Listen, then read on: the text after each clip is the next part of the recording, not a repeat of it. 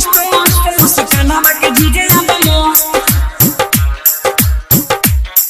मुस्कानावा के जीजे अब मस्त मस्त मुस्कानावा के जीजे अब मस्त। प्रेम से बोलो पटना वाली पटन देवी की।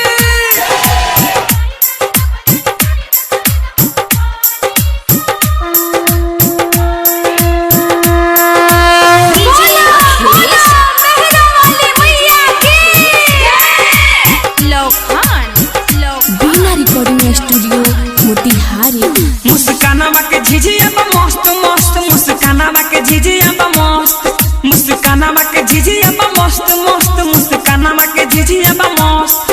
ऊ होते शाम दया देले होते शाम दया देले ऊ होते शाम दया देले माथे पर झिझिया नचा देले लेके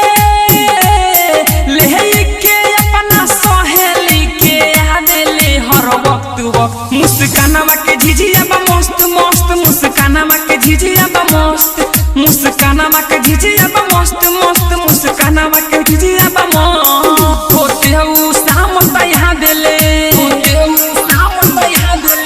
होते ऊ शाम दया देले माथे पर झिझिया नचा देले लेके अपना सहेली के आवेले हर वक्त मुस्कानावा के झिझिया बा मस्त मस्त मुस्कानावा के झिझिया बा मस्त मुस्कानावा के झिझिया बा मस्त मस्त मुस्कानावा के झिझिया बा मस्त।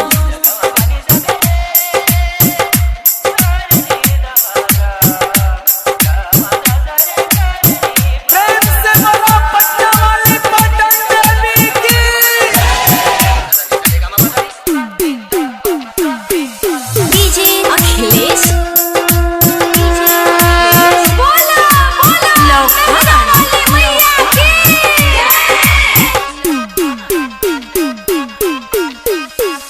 खेलत झूमत आवेले ऊ डाइनी के खूब गरिया देले ऊ खेलत झूमत आवेले ऊ डाइनी के खूबे गरिया देले ऊ माथे पर लेले दिया ऊ झिझिया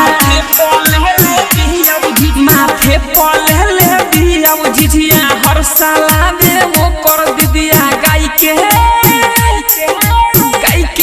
होने मन गाना हर साला में फर्स्ट फर्स्ट मुस्कानावा के झिझिया बा मस्त मस्त मुस्कानावा के झिझिया बा मस्त मुस्कानावा के झिझिया बा मस्त मस्त मुस्कानावा के झिझिया बा मस्त।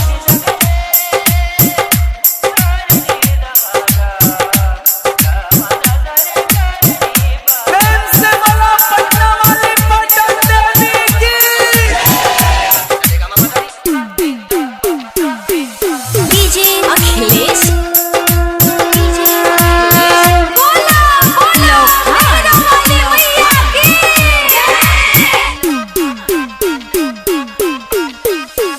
नीरज विवेक सुनी कहता रे योनि सबकरा साथे रहता रे नीरज विवेक सुनी कहता रे योनि सबकरा साथे रहता रे अंकित बेका संतोष अंकित बादल संतोष अंकित बेका संतोष कहेले कनी के कबो देवेले ना कष्ट कष्ट मुस्कानावा के झिझिया बा मस्त मस्त मुस्कानावा के झिझिया बा मस्त मुस्कानावा के झिझिया बा मस्त मस्त मुस्कानावा के झिझिया बा मस्त। बीना रिकॉर्डिंग स्टूडियो मोतिहारी।